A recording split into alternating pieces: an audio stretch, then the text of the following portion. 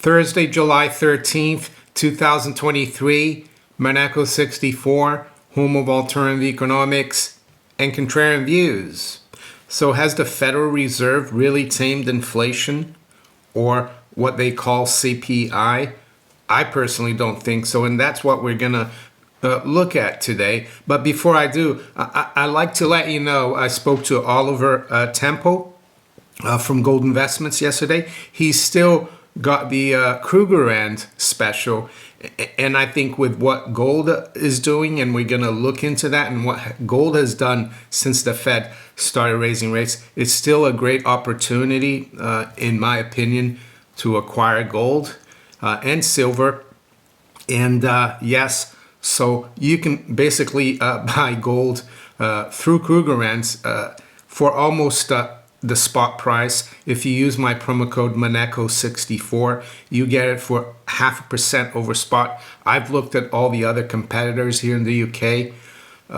They don't come even close. Some of them don't even have it in stock. So yeah, if you've been holding back, I think it's a good opportunity. Of course, I'll leave that up to you. And to my US viewers, of course, check out my US affiliates, ITM Trading and Miles Franklin. All the details are below in the description. So I was out yesterday during the CPI data. I don't really trade. I have positions in investments, and I don't really care too much what the market does in the short term. So I was playing a bit of golf. I also was practicing on the driving range. My swing, I need a bit of work on my swing. But then I saw the data. It popped up on my phone, a notice from the FT that inflation comes out lower than expected. And it seems like the markets reacted very well, especially the stock market initially. But strangely enough, I see here that the Dow finished up only 86, which isn't that good really. The S&P finished up 32, which is 0.75%, and NASDAQ finished up 158 points. But the S&P and the Dow finished way off their highs. So that was a bit strange. I would have thought it would have stayed strong, because it looks like people are now saying that after the rate hike at the end of this month, that this is going to be the end of the current cycle of raising rates that started last year in March. And they could be right. The bond markets, for example, the 2-year note dropped from just above 5%. And I think right now, if I'm not mistaken, we are trading around 472. So, and a lot of people as well, analysts that you read about here in the city or on Wall Street, they expect the Fed to keep rates as they are for about a year. I would say, though, that a lot can happen in a year in terms of not just prices rising again, but also crises. I can't see us going another year without another accident, wherever it may be. These things are coming out of nowhere. So has the Fed really succeeded in taming inflation? Well, according to the way people look at it, the mainstream economists, the Fed themselves, they have, because they got it down to 3%, right? They got the CPI down to 3%. Even the core came out a little lower than expected at 4.8. And these are just prices, right? Because you should know by now that inflation is the creation of money and credit out of thin air. And yeah, and this is where we come to gold. And if you look at the gold price, since the Fed started, embarked on its rate hike cycle back in March of 2022, gold is pretty much where we are right now. And I bet you if someone said back then, well, the Fed's going to raise rates to above 5%, people would have said, well, gold's going to crash to 1,500. But here we are, and we're approaching 2,000. So I think what gold is telling us, gold, and by gold, I mean the people who buy gold, of course. But gold is telling us, the gold price is telling us that the Fed will not rein in inflation. If they really wanted to keep the dollar strong for consumers, they would need to get CPI into negative territory. Getting CPI to 2, 3, or even 1% will never bring back the basket of prices to where they were 5, 10, 15, 20 years ago. And the only people who can protect themselves, of course, are the very wealthy who have investments, the people close to the money spigot. But the average person is going to continue to suffer. And I think that's what gold is telling us, that, the Fed is nowhere.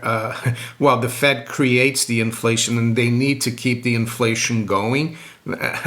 We've got, not just in the US, of course, but huge amounts of debt to finance, treasury debt, gilt debt in the UK.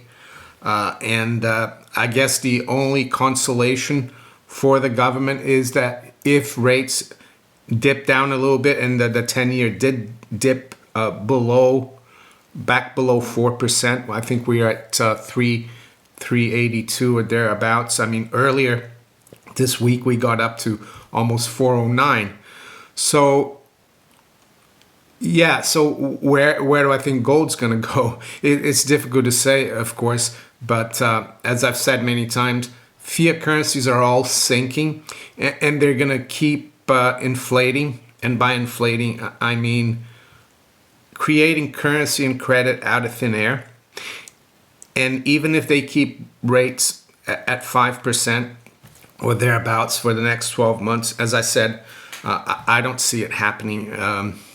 They could raise again. Who knows? We could see the CPI rise again. But we had some data today from the UK.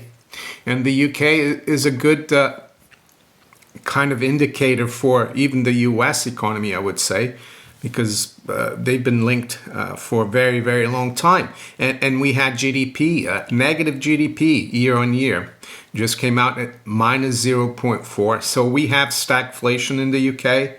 I see that industrial and manufacturing production, they are both down. I see that the trade balance was bigger. The trade deficit was bigger than expected. So the UK economy is not in good shape. And I think the yield curve in the US is telling us that we're going to go into a recession soon. Of course, it's inverted, heavily inverted. But some commentators have noted rightly, I think it's Charles Nenner, that the height of the recession or a big crisis is when the long end comes back and matches, or the short end when it gets back to flat, the curve. So we're not near there yet. So that's how I see things. And the take for me about this rate rising cycle, and as I said, people like the FT are saying that this could be the rate hike later this month, could be the last one. And we'll have to wait and see. But the key message for me as a stacker is that gold is telling me that the Fed is not prepared really to rein in inflation as we know it. They're going to keep debasing the currency slowly. And they're going to tinker with the CPI, of course. And gold doesn't buy into that, and that's why gold has gone up about 9.3% every year on average since the beginning of this century because of this inflation. And a lot of people say, oh, gold doesn't perform against inflation anymore, but they look at inflation the wrong way. They look at the CPI, which is the consequence of inflation, and I've spoken about that so many times, of course. So with that, let's quickly look at the markets this morning. I'm early again. It's 7:35 a.m. London time. Spot gold right now is at 1962. It's up about $5, right near the highs. Low's been 53. Silver is up 8 cents at 24.20. High's been 26, low 02. The Dow futures is up 30 points. NASDAQ 100 up 60, and the S&P up 9. To the currencies, the pound is trading at just above 130. It's up just under 0.2%. The euro is pretty strong as well. It's at 111.50, up 0.2. The dollar is unchanged versus the yen, 138.50. Dollar is up slightly versus the yuan at 717. Aussie dollar is up 0.2% at 68.27. The dollar is down 0.1% versus the Canadian dollar, 138.69. And the Kiwi dollar is up almost 1% here at 63.45. To the general commodities, WTI crude trading at 75.72. It's up slightly. Brent is trading just above 80 now. It's up 0.25%. Platinum has done well as well. We're at 962, up about $9.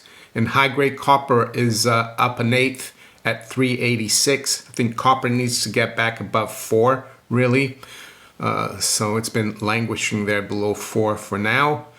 And we'll quickly look at the U.S. Treasury yield curve. So we've got the 2-year note yield.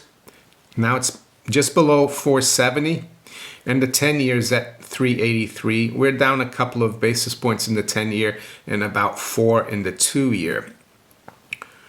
So if you enjoyed this video, make sure you hit the like button. Please share far and wide. And with that, I'm going to wish you all a very good day. Take care. Bye.